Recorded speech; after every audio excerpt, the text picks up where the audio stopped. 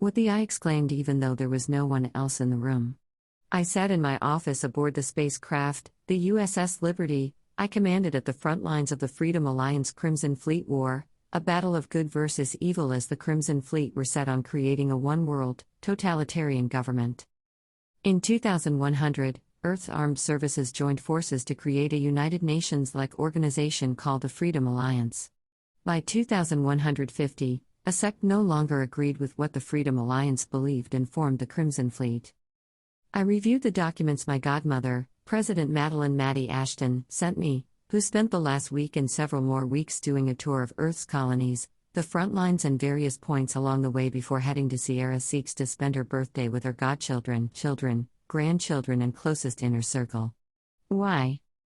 In addition to running the Liberty, my husband, Lieutenant Colonel Nate Jaguar Masters, and I served as Freedom Alliance agents for the Intergalactic Intelligence Bureau, IIB, solving crimes in space. "Chip, get me Johnny Remini on the line," I instructed the computer system. A few minutes later, I heard, "Lucky Star, where have you been? We've been trying to get a hold of you for days. You worried us and your godmother." Johnny owned a jazz club called the C# in DC. A place where an abused teenager found a family who called her their lucky star and introduced her to jazz music and modeled for her what true loyalty looked like. When the owner of the land on which the C# sat wanted to sell it, a friend bought it for me, which is how I came to own a stake in my first jazz club. Not sure. I can't remember last week. At first I thought it was my usual memory loss at the hands of Harrison, only no one on this vessel remembers the last week. Preliminary reports indicate we went through a spatial distortion. I picked up the latest picture of my family, the whole lot of them. What do you know about the project, Twin Effect? That's what we were calling about. How much do you know? I put down the photograph and moved to the window seat next to my desk.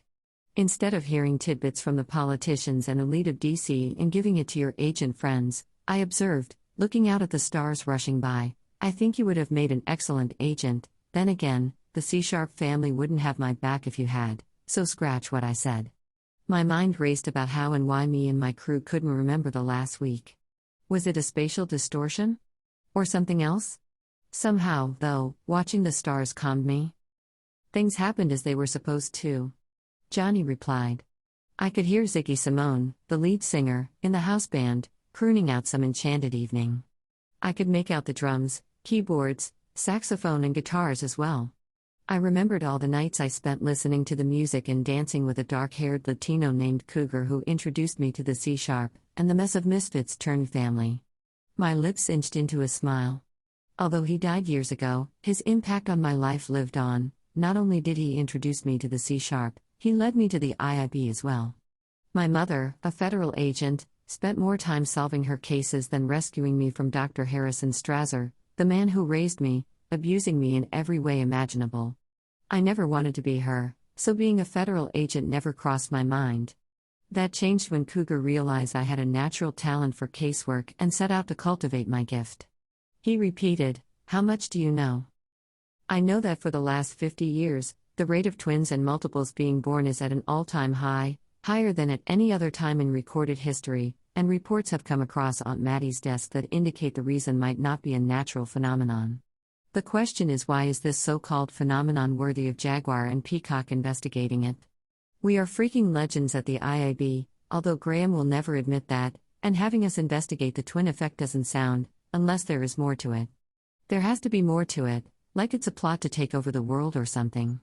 I drew in a deep breath, rolling my eyes, and remarked, "I hope this is not one of Harrison's experiments because I want to put that man behind me once and for all."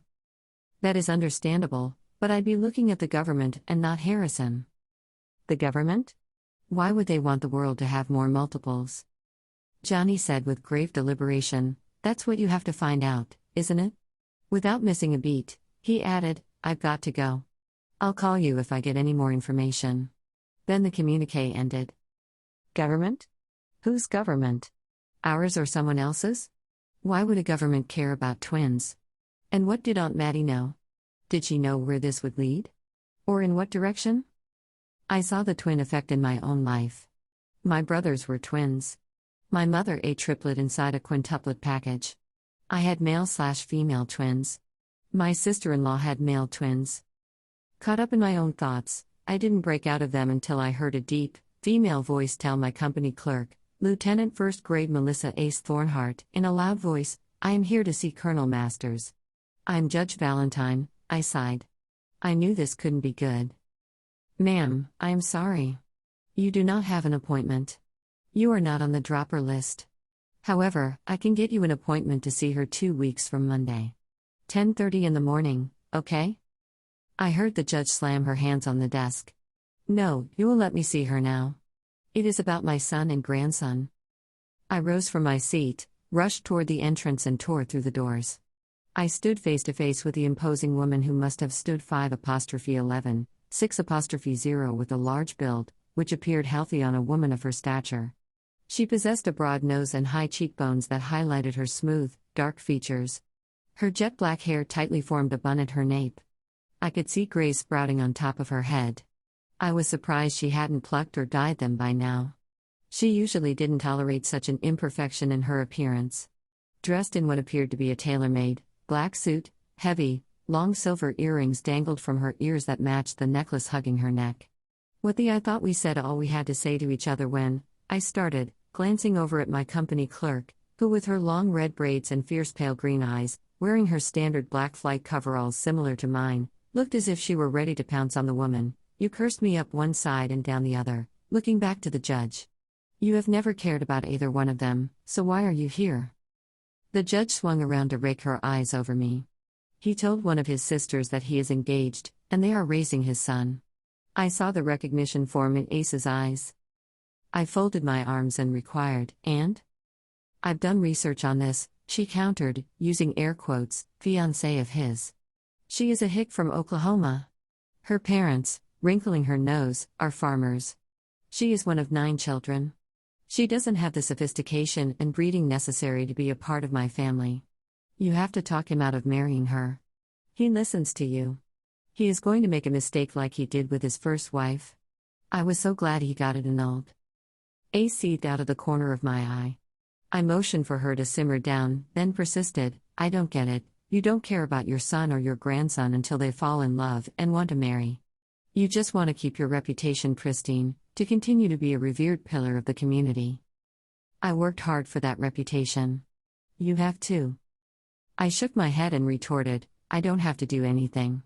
I wasn't good enough, my aunt wasn't, but you loved Dr. DeCourte, who is the reason your son and grandson almost landed in prison." She huffed. "She was framed."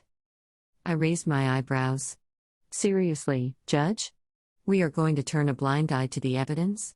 I am very thorough in my investigations. I don't put anyone in prison who doesn't deserve it." "I could let all your secrets slip if you don't help me," she persisted, holding my gaze, "like how you have been seen in the company of people like Cypress Warner and other mobsters." Ace gasped. I gave the judge a dismissive wave and decided, "Go ahead. I will not help you. The woman he is engaged to is more of a woman than you will ever be. She is the best thing that has happened to him and his son. I will sue him for custody of my grandson. I'll win," she insisted, playing with her earring, "because I am using your grandson to get your way." I questioned her, looking her up and down. "You kicked him out instead of standing by him. Moving him away from his father, friends and girlfriend is not exactly doing what is in his best interest." She stormed toward the travel tram, an elevator that moved up, down and sideways. Before the doors opened, she called out, "You haven't heard the last of me." "You okay?" I asked Ace, moving toward her. She nodded, but I could see the tears in her eyes. I navigated around her desk and drew her in my arms. "Don't worry about her. She doesn't like me either. DeCourte has conned her with that snowy white, innocent act of hers. What if she tries to sue us for custody?" She shifted her head away to see me better. "You both have my resources at your disposal, and even Judge Valentine is aware how impressive my contacts are." I tilted my head to the side and posed, "It's time to go home. Do you and the boys have plans for dinner? I thought you could all join us at Cooker's." I led her to the travel tram. I could really use a drink after dealing with her. From John John's non-alcoholic line, of course. Her and I used to go round and round when Milano was younger. He is where my addiction to rescuing children started. You say addiction like it is a bad thing. I admire you for using your resources to help those in need. I rolled my eyes and admitted, Jag doesn't see it that way. I guess if this is the worst manifestation of my childhood trauma, I should be grateful. With Dr. Weinhardt starting that children's hospital, Jag convinced me to take in medical foster children. Children who need medical services best performed by a precise android doctor. The kids would stay with us until they have their treatment and are well enough to go home. These would be children whose parents could not be present due to work, illness, or other obligations. Once in the travel tram, she moved to the back of the car. I like that idea. Then she glanced at the ground, then up at me. What if she breaks Fireball and I up? How? She is not a part of his life. He was raised by his grandma. When his grandma died, Judge Valentine kicked him out at 16. If he is going to listen to anyone, it is the C-Sharp family, to Johnny, who he knows he can trust. Judge Valentine and her husband, Frederick Mahoney, Fireball, Zuri and Asia's dad, are still technically married because both are from affluent families who look down on divorce. They are pieces of work. I put my hands on Ace's shoulders and said in a low voice, that woman is going to have to get through me to break Fireball and you up. As the door split open at her stop, she flashed me a brilliant smile and declared, thank you, Peak. I'll check with Fireball and Milano about joining you all for dinner. I took the travel tram to my quarters. 1,000 thoughts swirling in my head. How did Judge Valentine get on board if we are on lockdown? If we don't remember the last week, is it possible she has been aboard for that long? Why was the twin effect investigation delegated to Jaguar and Peacock, one of the top teams at the IAB? Why would a government care about increasing the amount of multiples born on Earth and its colonies? When the doors opened, I walked toward my quarters.